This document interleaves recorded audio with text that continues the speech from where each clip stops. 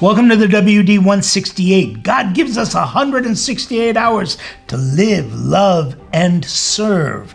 This is our take on this 168 from the Western Diocese. So you've been asking, what's that can doing on your desk?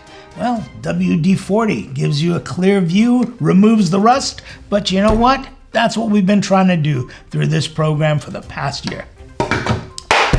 It's time for a change now. Let's get on with the news.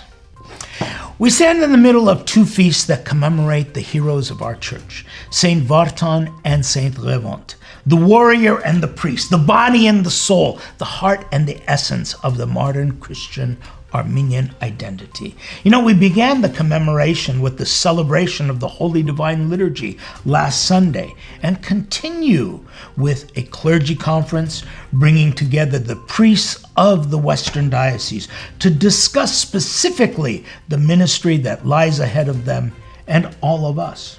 Saint GHEVONT is the patron saint of priests. The conference gives a chance for the priests to get together with one another and with their primate and to share their experiences and assess the challenges before them. The celebration continues through Thursday with a concert dedicated to the twin feasts, featuring classical and Armenian composers at the Srpos Ghevontians Cathedral. Yes, it's the name day of the cathedral as well. The concert starts at 7 p.m. and will be conducted by Maestro Rafi Mikaelian. Okay, quiz time. What takes place 40 days after Christmas? The presentation! Yes, following the narrative in the Gospel of Luke, chapter 2, we celebrate the presentation. Diaran Tarach. Do the math. January 6th plus 40, that's this weekend. Saturday evening, join us for the traditional lighting of the bonfire. All newlyweds are especially invited for a blessing from Surpasan.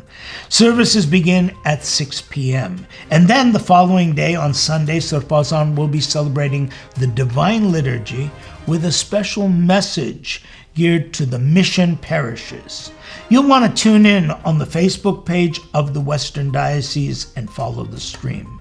Of course, you know, whenever we point to social media pages of our diocese or of our churches for services, it's natural to think of the reasons why we're at this point right now. COVID and the pandemic. The number of incidents and the number of deaths is hitting us all very hard right now. In the Los Angeles area alone, we're backed up to 4 to 5 weeks before funerals can take place. Please take care, and most especially, remember all the simple precautions of mask wearing and washing. COVID is also dictating the way we conduct our business, and it becomes most evident this time of year where our diocesan bylaws require parish meetings and organizational meetings. The ACYO, the Armenian Church Youth Organization, conducted a most remarkable annual assembly virtually with delegates from throughout the diocese.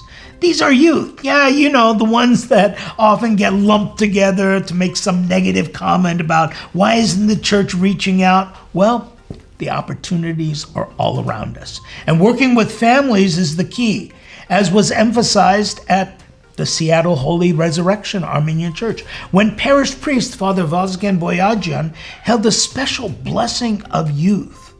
In very sincere and heartfelt words, and with his caring actions, he pointed to traditions and faith as the cornerstone of our identity.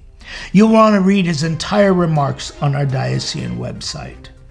Last year, amidst the pandemic, we Armenians also suffered the loss of life and property during the 44-day war. Our diocese is moving ahead with more and more humanitarian aid while keeping all of its activities, both collections and spending, transparent.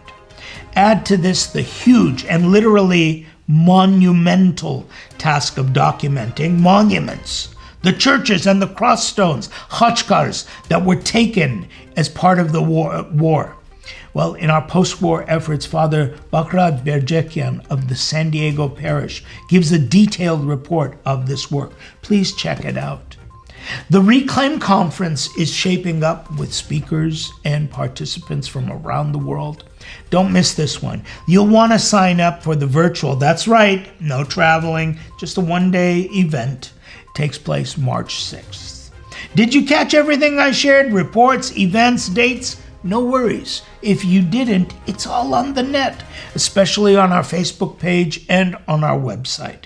You'll want to read and listen to the messages of hope, of spiritual uplift, especially beginning this coming Monday, when the curtains will be drawn across our church altars, signaling the beginning of Lent.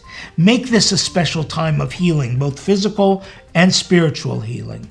Follow the many prayers, the messages in written and in video format. It's all there for the browsing and taking. That does it for this week's 168. We look forward to seeing you either in church, and don't forget your masks, or online, or again next week as we look at that 168 from the WD.